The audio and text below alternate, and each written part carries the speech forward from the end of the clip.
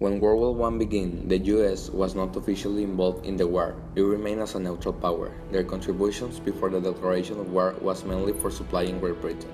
The major contributions in terms of supplies were raw material and money. Starting in 1917. In January 1917, Germany, with the Zimmermann telegram, tried to convince Mexico to be their allies. In return, they would give Mexico their lost territories and money. The British intelligence intercepted this telegram. The US now have a good cause to enter the war. The First World War had an enormous impact on US politics, culture, and society. The Great Depression in the United States started in October 24, 1929, with the crash of the stock market on the Black Thursday, when 16 million stock investors quickly sold their shares of stock because they lost their faith in the American economy. This left almost 13 million people unemployed. This was the worst economic disaster in American history. Some of the effects of the Great Depression were widespread hunger, poverty, and a lot of unemployment. Other places got affected by the disaster, like Great Britain and Germany. Franklin D. Roosevelt created federal government programs to end the Great Depression. First, the country stayed neutral due to the effects of the Great Depression, but it supplied the Allied powers through an innovative program known as Lend-Lease. The United States joined the war on December 8, 1941, with the Allied powers of Great Britain, France, and Russia. The USA joined because of the Japanese attack the base of Pearl Harbor at Hawaii. The United States officially entered the war and responded by bombing Hiroshima and Nagasaki, with the intention to end the war in the Pacific Front.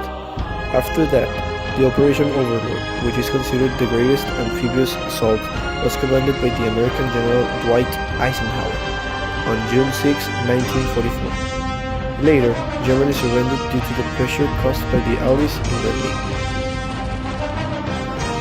The Cold War was a conflict between the USSR and the United States after World War II. The tension between these two superpowers lasted between 1945 and 1991. Both countries were always trying to show the other country who had a better army and more power. In 1962, this conflict was at the edge of starting a nuclear war with the Cuban Missile Crisis. That the US refused to take their old bombs in Turkey and USSR refused to take their bombs out of Cuba. Luckily, this crisis did not become into a war because they came into an agreement to take the bombs out of the countries, and the Cold War remained cold. The Cold War was officially ended in 1991 when the Berlin Wall, dividing the Allied powers, part of Germany, and the USSR part of Germany, was destroyed. The US was an active proponent of establishing a universal human rights system. The US took the leadership in creating the Universal Declaration of Human Rights. Despite the contribution with the human rights, the US in the 50s stopped helping mainly because of the Cold War. During the 60s and 70s, the US renewed its commitment to human rights by signing several major human rights treaties. It wasn't until the 80s and 90s that the US ratified some treaties. During this time, the US became more active in humanitarian interventions and prosecuting crimes against humanity.